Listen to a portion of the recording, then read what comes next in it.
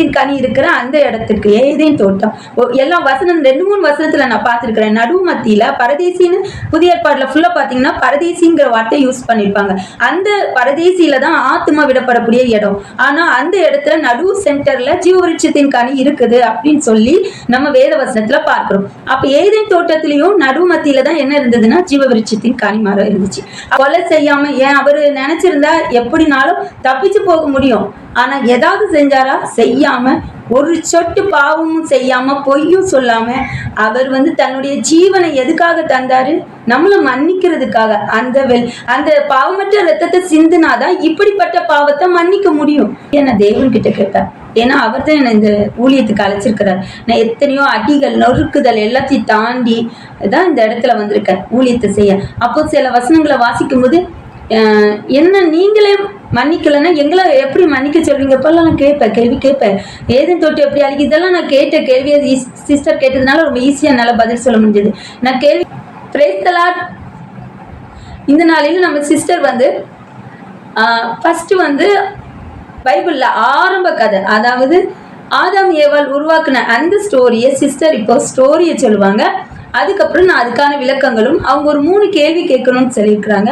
அந்த கேள்விக்கான ஆன்சரையும் நம்ம பார்க்கலாம். இப்போ ஸ்டோரி எப்படி சிஸ்டர் சொல்றாங்கன்னு கேளுங்க. நம்ம வரிசையா இன்னையிலேருந்து ஸ்டோரிஸ் பார்க்க ஆரம்பிக்கலாம். பைபிள் ஸ்டோரி வரிசையா பார்க்கலாம். ஸ்டோரி நான் சொல்லி முடிச்சிருக்கேன். அதுக்கான விளக்கம் சிஸ்டர் உங்களுக்கு அழகா கொடுப்பாங்க. இன்னைக்கு நம்ம ஆதியாகமத்துல ஸ்டார்டிங்ல இருந்து ஒரு ஸ்டோரியை பார்த்துடலாம். ஃபர்ஸ்ட் எப்படி இருந்துச்சுன்னா உலகம் ஒண்ணுமே கிடையாது. தண்ணி தான் நிறைஞ்சிருந்துச்சு. விலங்குகள், உயிரினங்கள், A to Z எதுவுமே கிடையாது. ஆண்டவர் அழகா இந்த பூமியை ஒவ்வொரு நாளும் அதை அழகா படைச்சாங்க. ஒரு நாள் புல் பூண்டுகள், ஒரு நாள் வானத்தை படைச்சாங்க, பூமியை படைச்சாங்க, விலங்குகளை படைச்சாங்க. 6ஆம் நாள்ல மனுஷனை படைச்சாங்க. அதுவும் மண்ணுனால மனுஷனை படைச்சு மனுஷனோட விழா எலும்புல இருந்து மனுஷிய படைச்சாங்க.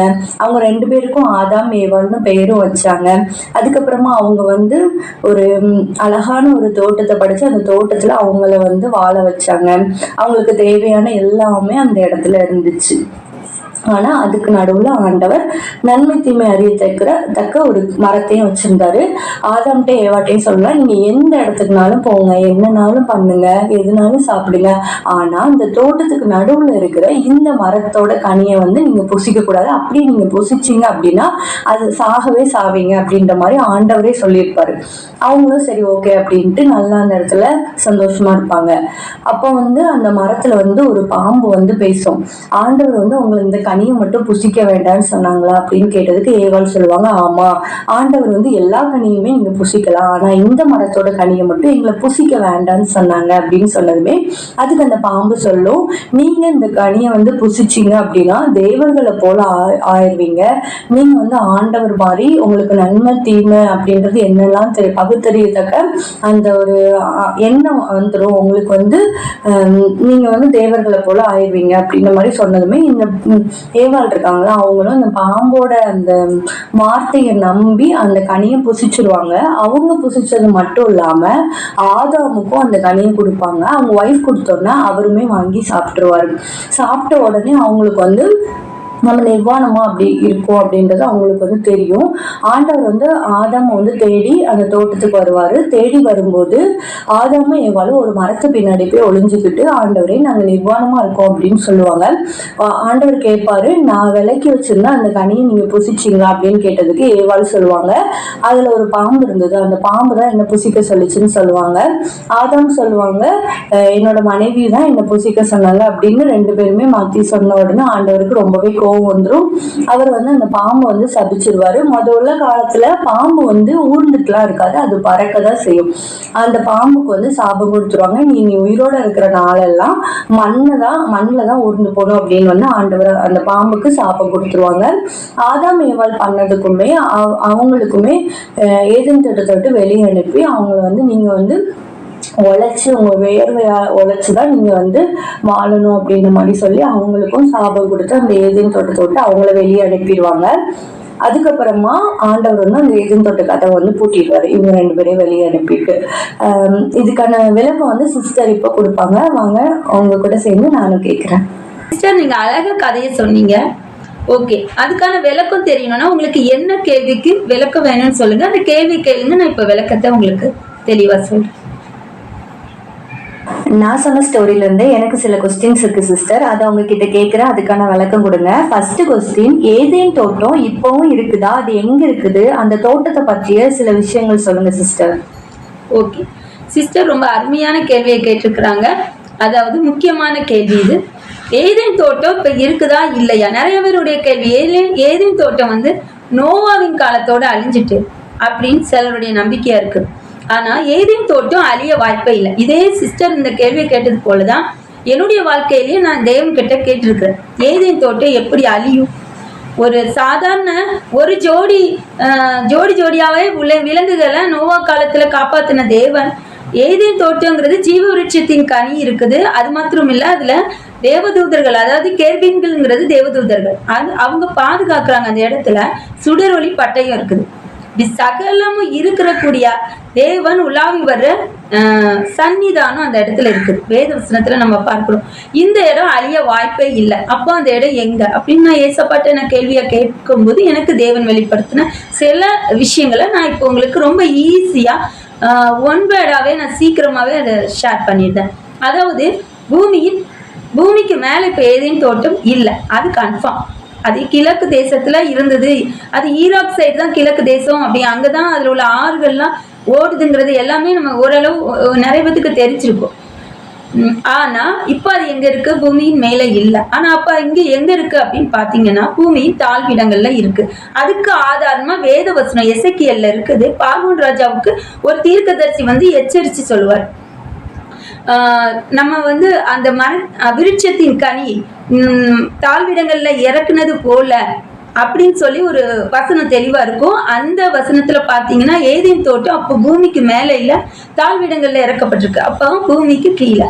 இப்போ ஃபார் எக்ஸாம்பிளுக்கு ஒரு சின்னத குட்டிய ஒரு சிம்பிளா முடிச்சிருந்தேன். அந்த ஒரு ஸ்டோரி நம்ம ஒரு பைபிள் வசனத்துல பாத்தீங்கன்னா லாசரு அண்ட் ஐஸ்வர்யவான் இந்த 2 பேரும் மரிச்சாங்க. ஒருத்தங்க பாதாளத்துக்கு, யாரு, லாசரு வந்து ஆபிரகாம் மடி அப்படிங்கிற இடத்துலயும் ஐஸ்வர்யான் மரிச்சு பாதாளத்திலையும் விடப்பட்டதா நம்ம பார்த்தோம். தண்ணீர் கூட பாதாளத்துல கிடைக்காம அங்க ஆபிரகாம பார்த்து, தகப்பனே கொஞ்சம் தண்ணி தரதுக்கு லாசர் இறக்கி விடுங்கன்னு நம்ம கேட்டதான் அந்த ஸ்டோரியில நம்ம பார்க்கிறோம். அப்படின்னா இப்ப பாதாளமும் ஆபிரகாம் மடிங்கிற அந்த செழிப்பான இடமும் எங்க இருக்குன்னா பக்கத்துல இருக்கு. இப்ப அந்த செழிப்பான இடம் எது அப்படின்னா எனக்கு தேவன் உணர்த்தினது என்னதுன்னா ஏதேன் தோட்டம் தான். அங்கதான் ஜீவ விருட்சத்தின் கனி இருக்கு. நம்ம இறந்ததுக்கு அப்புறம் நல்ல ஆத்துமாக்கள் இப்ப எங்க போகும் நினைக்கிறீங்க? ஜீவ விருட்சத்தின் கனி இருக்கிற அந்த இடத்துக்கு ஏதேன் தோட்டம். எல்லாம் வசனம் 2-3 வசனத்துல நான் பார்த்திருக்கிறேன். நடுவு மத்தியில பரதேசின்னு புதிய ஏற்பாடுல ஃபுல்லா பாத்தீங்கன்னா பரதேசிங்கிற வார்த்தை யூஸ் பண்ணிருப்பாங்க. அந்த பரதேசியில தான் ஆத்மா விடப்படக்கூடிய இடம். ஆனா அந்த இடத்துல நடுவு சென்டர்ல ஜீவ விருட்சத்தின் கனி இருக்குது அப்படின்னு சொல்லி நம்ம வேத வசனத்துல பார்க்கிறோம். அப்ப ஏதேன் தோட்டத்திலையும் நடுவு மத்தியில தான் என்ன இருந்ததுன்னா ஜீவ விருட்சத்தின் கனி மரம் இருந்துச்சு. அப்போ நம்ம ஆத்மா இருக்கு பாத்தீங்களா, நல்ல ஆத்மா, அந்த ஆத்மா இப்ப எங்க போகுது அப்படின்னா பரதேசியாய் சொல்லுகிற அந்த ஏதேன் தோட்டம். அதுதான் ஏதேன் தோட்டம் தான் பரதேசி. அது இப்ப தாழ்விடங்கள்ல நம்ம பாதாள பக்கத்திலே தான், கொஞ்ச தூரத்துக்குள்ளதான் இருக்கு. அங்கதான் நம்மளுடைய முன்னோர்கள் ஆபிரகாம், முன்னோர்களை தேவன் தேர்ந்தெடுத்தார்ல, மோசே, அவங்க எல்லாருமே இப்ப எங்க இருக்கிறாங்க அப்படின்னா அந்த பரதேசியில தான் இலை பார்க்கிட்டு இருக்கிறாங்க.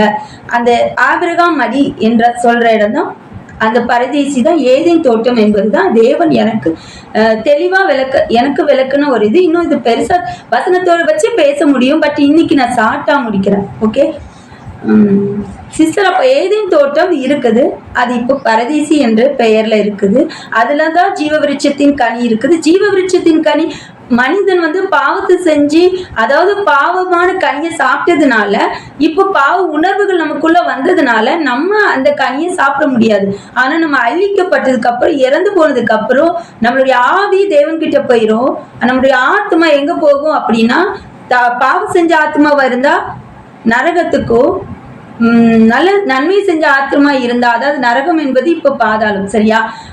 ஏசப்பா வருகைக்கு அப்புறம் தான் அது நரகமும் பரலோகமும் ஆகும். இப்போ வந்து பாதாளம் பரதீஸ், இலைப்பாறக்கூடிய இடங்கள், ஆத்மா இழப்பாரிக்கூடிய இடங்கள். அப்போ நல்ல ஆத்மா எங்க போகுதுன்னா ஏதேன் தோட்டமாகிய அந்த பரதேசிக்கு போகுது. அந்த இடத்துலதான் நம்ம தேவ சந்நிதி இருக்கு, உலாவுற இடம் இருக்குது. நம்ம ஆத்மா புசிக்க போறது என்னது அப்படின்னா அந்த ஜீவ விருட்சத்தின் கனி. நித்தியமா வாழும்னு சொல்றாங்கல்ல ஆத்மா, அந்த ஆத்மா நித்திய வாழ்வு உனக்கு தருவேன்னு சொல்லியிருக்கிறாங்களே ஏசப்பா, அந்த நித்திய வாழ்வு தான் அந்த ஜீவ விருட்சத்தின் கனி. அது இப்ப நம்ம ஆத்மாக்கு தேவன் கொடுக்கிறார். ஓகே, இதுல உங்களுக்கு தெளிவா விளக்க புரிஞ்சிருக்கிறேன்னு நினைக்கிறேன் சிஸ்டர். ஓகே, நெக்ஸ்ட் கொஸ்டின் என்னன்னு நம்ம பார்க்கலாம். ஓகே சிஸ்டர், எனக்கு தெளிவா ஒரு விளக்கம் கொடுத்தீங்க. ஏன்னா இது எனக்கு ஒரு டவுட்னால தான் கேட்டேன், வேற எந்த ஒரு எண்ணமும் கிடையாது. ரெண்டாவது கொஸ்டின் வந்து, ஆண்டவர் மன்னிக்கிற தெய்வம் தானே, அப்புறம் எதுக்காக அவங்கள மன்னிக்காம ஏதேன்னு விட்டே துரத்தி விட்டுட்டாங்க? ஓகே, இது ரொம்ப முக்கியமான கேள்வி சிஸ்டர், ரொம்ப அழகான கேள்வி. ஏன்னா நிறைய பேருக்கு, எனக்கு அந்த டவுட் இருந்தது, மற்றவங்க டவுட்டை நினைச்சாங்களா இல்லையான்னு தெரியாது, பட் நான் அந்த டவுட்டை நினைச்சிருக்கேன். தேவன் மன்னிக்கிறவர், அவர் ஏன் நம்மளை வந்து ஏதேன் தோட்டத்தை விட்டு துரத்தி விட்டாங்க அப்படின்னு எனக்கு கேள்வியா இருந்துச்சு. நம்மளையே மன்னிக்க சொல்றாரு, அப்போ நம்மள மன்னிக்க சொல்றவர் ஏன் அவர் மன்னிக்கல அப்படிங்கிற கேள்வி எனக்குள்ள இருந்தது. ஆனா தேவன் அதுக்கு தெளிவான ஒரு விளக்கத்தை கொடுத்தார். எப்படி அப்படின்னா, இப்போ அந்த ஜீவ விருட்சத்தின் கனி நித்திய வாழ்வுக்குள்ளது. ஆனா அந்த இன்னொரு கனி இருக்குல்ல, நன்மை தீமை அறியக்கூடிய கனி, அது வந்து என்ன கனி அப்படின்னா அது பாவத்தை தூண்டி செய்ய வைக்கிற கனி. பாவத்தி சம்பளம் என்னது? மரணம். அப்போ தேவன் என்ன சொல்லியிருந்தாருல, அப்போ நம்ம மரணம் ஒண்ணு நமக்கு இருக்கு. அப்ப ஏதேன் தோட்டக்குள்ளேயே நம்ம இருக்கிறோம்னு வைங்களேன், மரணம் நமக்கு எப்படி நேரிடும்? பாவத்தை செஞ்சு செஞ்சு மரணமே வராம வாழ்ந்துகிட்டு இருப்போம். ஆனா தேவன் என்ன சொன்னார்? சாகவே சாகவாய், இந்த கனியை சாப்பிட்ட நாளிலே நீ சாகவே சாவாய்ன்னு சொன்னார்ல. அப்போ நம்ம ஏதேன் தோட்டத்தை விட்டு வெளியே போகும்போது தான் நம்ம சரீரம் என்ன பண்ணும்னா அழியும். நம்மளுடைய மரணம்னு ஒண்ணு வரும். அந்த மரணம் வந்துட்டா இப்போ நமக்கு சரீரம் அழிக்கப்படுது, ஆனா ஆத்மாக்கு அழிவு இல்லை. அந்த ஆத்மா தான் இப்ப எங்க போகுது அப்படின்னு நான் ஃபர்ஸ்ட் கொஸ்டின்ல உங்களுக்கு சொல்லிட்டேன். ஓகேவா? இப்போ உங்களுக்கு தெளிவா புரிஞ்சிருக்கிறோம்னு நினைக்கிறேன். இன்னும் ஒண்ணு, மன்னிக்கல அப்படிங்கிறதுக்கு நீங்க கொஸ்டின் கேட்டீங்க, அதுக்கான ஆன்சர் என்ன அப்படின்னு பாத்தீங்க அப்படின்னா, இப்போ சின்ன சின்ன குற்றத்துக்குன்னா மன்னிச்சிருவாரு. இப்பவும் மன்னிச்சிருக்காரு, மன்னிக்க போய் தான் அவங்க மரத்து இலைய அரைக்கட்சி அறையில மரத்து இலைய வந்து அவங்க வச்சு அதை மறைச்சிட்டு இருந்தாங்க. ஆனா தேவன் என்ன பண்ணாரு? தோல் உடைய கொடுத்தாருல. அவர் மன்னிக்க போய் தானே அவர் வந்து தோல் உடைய கொடுத்தாரு. அவர் மன்னிக்கலன்னு நம்ம நினைக்கிறோம், அவர் மன்னிக்க போய் தான் திரும்பி என்ன பண்றாரு? அவங்கள ஆதரிக்கிறாரு. ஆனா தோட்டத்துக்குள்ள மட்டும் ஏன் விடல அப்படிங்கிறீங்க கேள்வி கேட்டீங்க அப்படின்னா, இப்போ மனுஷனுக்கு ஃபர்ஸ்ட் வந்து ஒரே உணர்வா தேவன் படைச்சாரு, நன்மை செய்யக்கூடிய உணர்வு, சரியா? ஆனா இந்த கனியை சாப்பிட்டதுனால அது வெறும் கனி நீங்க நினைக்கிறீங்க, வெறும் கீழ்ப்படியாமை அப்படின்னு நீங்க நினைக்கிறீங்க. அது அப்படி இல்லை. நானும் அப்படிதான் நினைச்சேன். இப்போ நம்ம பிள்ளை இருக்கு, ஒரு தப்பு பண்ணிட்டு நம்ம அந்த பிள்ளைய போய் வேணா ஒரு அடி அடிப்போம், கண்டிப்பா அவனை வீட்டை விட்டே துரத்திடுவோமா? பண்ண மாட்டோம் தானே. அப்போ எதனால தேவன் அப்படி பண்ணிருப்பாரு? அதுக்கு முக்கியமான காரணம் ஒண்ணு இருக்கும், அப்படித்தானே? அப்ப அது என்ன காரணம் அப்படின்னு நான் யோசிக்கும் போது தேவன் பேசின சில விஷயங்களை தான் உங்கள்கிட்ட ஷேர் பண்றேன். அதாவது அவர் வந்து மன்னிக்கிறவர் மன்னிச்சுட்டாரு. மன்னிச்சதுனாலதான் உங்களுக்கு தோல்வடைய கொடுத்து திரும்பி நீங்க என்னெல்லாம் பண்ணணும்னு ஒவ்வொரு வாட்டியும் வந்து பேசுறாரு. நிறைய அதிகாரத்துல எல்லாம் நம்ம பாக்குறோம், திரும்பி அவங்கள வந்து பேசுறாங்க. அப்படின்னா அடிச்சிருப்பாங்களே அந்த நிமிஷத்திலே, அப்படிலாம் பண்ணலையே. ஆனா கோபத்துல ஒரு சபிச்சார், அந்த பாம்புக்கு சபிச்சாரு. அவர் வந்து நீதி உள்ள தேவன், அவர் வந்து பட்சபாதம் பார்க்கிறவர் இல்ல. 3 பேருமே இவங்களாம் மன்னிப்பு கேட்கலன்னு நமக்கு தெரியாது, மன்னிப்பு கேட்டிருப்பாங்க கண்டிப்பா. நம்மளே இருக்கும், ஒரு தப்பான்ட்டு தேவன் தண்டிப்பாருன்னு பயம் இருந்துச்சுன்னா மன்னிப்பு கேட்போம். அப்ப அவங்க எப்படி மன்னிப்பு கேட்காம இருப்பாங்கன்னா வேதத்துல எழுதப்படல. பிள்ளை பெக்கும்போது வலியோட பெறுவான்னு சொன்னாங்க. வலியோட பெக்கும்போது அழுது கதறினதுலாம் வேதத்துல எழுதியிருக்காங்களா? இல்ல, அது எழுதப்படல. ஏன் சில விஷயங்கள் எழுதப்படல, ஏன்னா எல்லாத்தையும் எழுதி தெளிவுபடுத்த அதுல போதிய இடமும் இருக்காது. சரி, அப்படிலாம் எழுதணும்னா உலகம் ஃபுல்லா தாங்காது, அவ்வளோ இருக்குது. ஓகே, இப்போ அந்த மன்னிக்கலங்கிறதுக்கு ரீசனை மட்டும் நான் ஷார்ட்டா முடிச்சிருந்தேன். ஏன் அப்படின்னா, இப்போ பாவ உணர்வு நமக்குள்ள வந்துட்டு அந்த கனி சாப்பிட்டது நிமித்தம். அந்த கனி என்ன கனி அப்படின்னா தீமையின் கனி. தீமை என்ற ஒரு சொல்லி இருந்ததுனால அங்க என்ன ஆளுகை செய்யுது அப்படின்னா பிசாசு ஆளுகை செய்யுது. அது பிசாசுடைய கனியா மாறுது. ஏன்னா பிசாசு குள்ள கனியா அது சாப்பிட வைக்கிறதுக்கு தான் தந்திரமா நம்ம கிட்ட வந்து ஏமாத்தி சாப்பிட வச்சுச்சு. அது என்ன சொல்லிச்சு? நீங்க சாப்பிடும் நாளிலே சாவது இல்லைன்னு சொல்லிச்சு. ஓகே, அது என்ன சொல்லிச்சு? நீங்க தேவர்களை போல ஆவீர்கள் சொல்லிச்சு. நம்ம தேவர்கள் போல ஆகணுமா? உங்களுக்கு கண் திறக்கப்படும் சொல்லிச்சு. கண் தெரியாம யாராவது இருந்தாங்களா? நல்ல தெளிவா தானே கண் தெரிந்தாங்க. அப்ப எந்த கண் திறக்கப்படுது? பாவத்தின் கண் திறக்கப்படுது. அப்ப பாவத்தின் கண் திறந்ததுனாலதான் நம்ம சரீரம், மகிமையால மூடப்பட்ட சரீரம் என்ன ஆகுது அப்படின்னா, அந்த சரீரத்தை நம்ம அந்த நாளிலே இழந்துட்டோம். தேவன் நம்ம கூட பேசி உறவாடி பேசுகிற அந்த வாழ்க்கைய நம்ம அந்த நாளிலே இறந்துட்டோம். அப்பவே தூரப்படுத்திட்டோங்க. அப்பவே நம்ம தூரமாயிட்டோம். அதுக்கு அப்புறம் பாவத்தை செய்ய அந்த அந்த பாவ உணர்வு உள்ளுக்குள்ள வந்தப்பறம் என்ன ஆகுது? பாவம் செய்ய தூண்டுது. பாவத்தை செய்ய செய்ய இன்னும் தூரமாயிட்டு இப்ப நம்ம தேவனை பார்க்கவே முடியல. ஆனா இதையெல்லாம் அவர் மன்னிக்காம இல்ல, மன்னிச்சிருக்கார். இதுக்கு ஆதாரமா நான் எதை வச்சு சொல்றேன் அப்படின்னா, இப்போ அந்த பாவ உணர்வு நமக்குள்ள வந்துட்டு, பிசாசானவனும் இப்ப நமக்குள்ளதான் பேசுறான் ஒரு மனசாட்சியா, தேவாவியானவரும் நமக்குள்ளதான் பேசுறாரு ஒரு மனசாட்சி. எதுக்கு இடம் கொடுக்குறோமோ அதுதான் நம்ம அதுக்குதான் என்ன பண்றோம்னா செயல்படும். ஆவியானவருடைய வார்த்தைக்கு இடம் கொடுக்குறோம்னா நன்மையான காரியத்தை மட்டும் நம்ம செயல்படுறோம். ஆனா பிசாசானவனுடைய வார்த்தைக்கு இடம் கொடுக்குறோம்னா தீமையானதை தான் நம்ம செயல்படுறோம். இந்த 2 உணர்வுகளும் அந்த கனி சாப்பிட்டதுக்கு அப்புறம் தான் வந்தது. அதுக்கு முன்ன ஒரே உணர்வு தான். சரி, ஓகே. இப்போ அவர் மன்னிச்சிருக்கிறதுனாலதான், இப்போ வார்த்தையால மன்னிக்க கூடியது இது கிடையாது. இது மன்னிக்கப்படணும்னா என்ன செய்யணும்னா, தேவனே வந்து தன்னுடைய பாவமற்ற ரத்தத்தை சிந்துனாதான் இந்த மன்னிப்பு கிடைக்கும். இதை மன்னிக்க முடியும் இந்த பாவத்தை. அப்படிங்கிறதுனாலதான் அவர் என்ன பண்ணாரு, நமக்காக ஜீவனையே இந்த உலகத்துல வந்து அடிக்கப்பட்டு, நொறுக்கப்பட்டு, வேதனைப்பட்டு, அவமானப்பட்டு, அத்தனையும் அனுபவிச்சு, தாங்கி, சகிச்சு, பாவமே செய்யாம, யாரையும் விரோதிக்காம, யாரையும் திட்டாம, யாரையும் கொலை செய்யாம, ஏன் அவரு நினைச்சிருந்தா எப்படினாலும் தப்பிச்சு போக முடியும். ஆனா ஏதாவது செஞ்சாரா? செய்யாம, ஒரு சொட்டு பாவமும் செய்யாம, பொய்யும் சொல்லாம, அவர் வந்து தன்னுடைய ஜீவனை எதுக்காக தந்தாரு? நம்மள மன்னிக்கிறதுக்காக. அந்த பாவமற்ற ரத்தத்தை சிந்துனாதான் இப்படிப்பட்ட பாவத்தை மன்னிக்க முடியும். இப்ப பாலத்தை சாப்பிடல, சாதாரண ஒரு இதுன்னா அவர் வந்து எப்பவும் மன்னிச்சிருப்பார், வார்த்தையில மன்னிச்சிருப்பாரு. இப்போ மன்னிக்கக்கூடிய வல்லமை யார்கிட்ட இருக்குன்னா, தேவனாகிய கர்த்தர் இயேசு கிறிஸ்துட்ட மட்டும்தான் இருக்கு. நம்மளுடைய ஆத்மா இப்போ நம்ம வந்து விசுவாசிச்சுட்டோம், அவரை ஏற்றுக்கொண்டுட்டோம், பரலோகத்துக்கு நம்ம போகணும் அப்படின்னா ஒரே வாசல் அவர் தான். அவர் வழியா தான். நானே வாசல் சொல்லிட்டாரு, நானே வழியும் சத்தியமும் சொல்லிட்டாரு.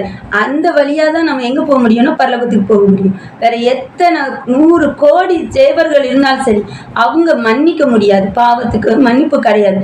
இப்போ மற்ற எல்லா சகோதர சகோதரியிலும் பாவத்தை செஞ்சாலும் மன்னிப்பு ஒண்ணு கிடைக்கணும் அப்படின்னா இயேசு கிறிஸ்து வழியா தான் வர முடியும். ஏன் அப்படின்னா அவர் தான் அந்த பாவத்துக்காக தன்னுடைய தூய்மையான ரத்தத்தை சிந்திருக்காங்க. மற்ற எத்தனையோ தேவர்கள் வந்திருக்கலாம், ஆனா அவங்க எல்லாம் தூய்மையான ரத்தத்தை சிந்தல. அவங்க மனிதனை போலதான், ஆனா சக்தி வாய்ந்தவங்களா வாழ்ந்தாங்க. அவங்களும் சில குழந்தைகள்ல பொய் சொல்றது, மற்றபடி எல்லா காரியமும் திருமணம் பண்ண எல்லாமே நடந்தது. ஆனா நம்ம தேவன் எதையுமே செய்யாம, பாவமே செய்யாம, நம்ம அதுக்காக ரத்தத்தை சிந்தி இப்ப பாவ மன்னிப்பு கொடுக்க முடியுது. இந்த பழத்தை சாப்பிட்டதுனால அவர் மன்னிக்காம இல்ல, மன்னிச்சிட்டாரு ஆரம்பத்திலே. ஆனா இதை மேற்கொள்ளணும், இந்த பாவ உணர்வை நம்மள இருந்து எடுத்து போடணும் அப்படின்னா ஆவியானவர் உள்ள வரணும் அப்படின்னா இப்ப என்ன செய்யணும்னா அவர் ரத்தத்தை சிந்தணும். பாவம் இல்லாத ரத்தம் அதை சிந்தி இப்ப நமக்குள்ள வந்துட்டார். இப்ப நமக்குள்ள ஆவியானவர் நம்ம உணர்வு பூர்வமா பேசுறாரு. இப்ப நான் பேசுறேன் அப்படின்னா ஏன் திங்கிங்ல நான் என்ன நினைவுல என்ன நினைக்கிறேனோ அந்த நினைவு வழியா அவர் என்ன பண்றாருன்னு பேசுறாரு. அந்த நினைவுல என்ன தோணுதோ அதை என் வாயில நான் பேசுறேன். அது நம்ம இப்போ ஏத்துக்கிட்டோம்னா அப்படிதான் நம்ம நினைவு வழியா அவர் பேசுவார். இன்னொரு நினைவு பொல்லாத நினைவு வரும். அதுக்கு இடம் கொடுத்து நம்ம அந்த மாதிரி பேசணும்னா அது பொல்லாத ஆவிதான் செயல்படும். ஓகே, இப்போ உங்களுக்கு விளக்க புரிஞ்சிருக்கும்னு நினைக்கிறேன். தேவன் ஆதியில மன்னிச்சுதான் தோல்வியை கொடுத்து நம்மளை வெளியேற்றினார். இல்லை அன்னைக்கு அவர் என்ன பண்ணிருக்கலாம்ல, அழிச்சிருக்கலாம். ஆனா அவர் மன்னிச்சார்.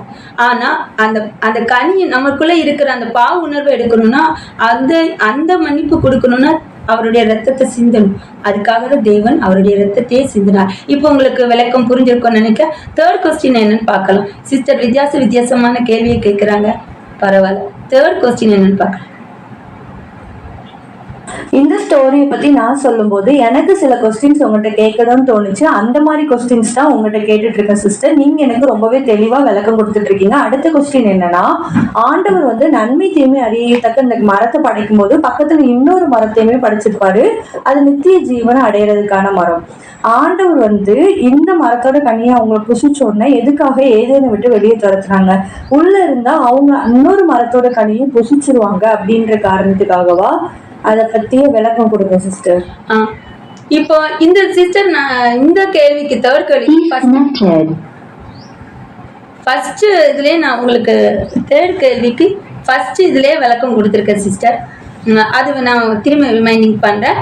அதாவது என்ன அப்படின்னா, நம்ம ஜீவ விருட்சத்தின் கனியா நமக்காக தானே படிச்சாரு, ஏன் நம்மளை சாப்பிட விடலன்னு கேட்டீங்க. ஓகேவா? இப்போ நம்ம சாப்பிடுறோம், எப்போ சாப்பிடுறோம் தெரியுமா? நம்மளுடைய பாவ உணர்வுகள், நம்ம பாவ உணர்வுகள் இருக்கும்போது அதை சாப்பிட்டோம்னா அழிவு இல்லை. அப்போ பிசாசானவன் கிரியை செஞ்சுட்டு இருக்கும்போது இதுல நம்ம சாப்பிட்டுட்டு அழிவே இல்லாத வாழ்க்கையை வாழ்றது நல்லா இருக்காது.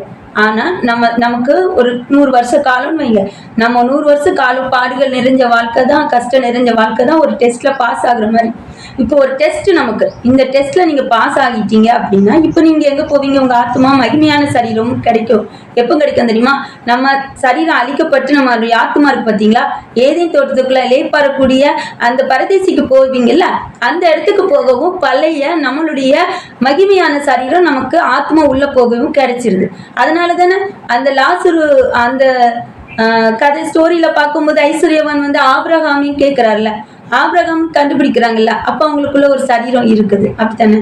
அப்போ மகிமையான எந்த சரீரம் நம்ம இழந்தோமோ அதே சரீரம் இப்போ எங்க ஏதேன் தோட்டத்துக்குள்ள நம்ம ஆத்மா போகும்போது அந்த மகிமையான சரீரம் நமக்கு கிடைச்சிருது. அதே மாதிரி ஏதேன் தோட்டத்துல உள்ள அந்த ஜீவ விருட்சத்தின் கனியும் நமக்கு கிடைச்சிருது. அதை சாப்பிடும்போது நித்திய வாழ்க்கை நம்ம வந்து பெற்றுக்கொள்றோம்.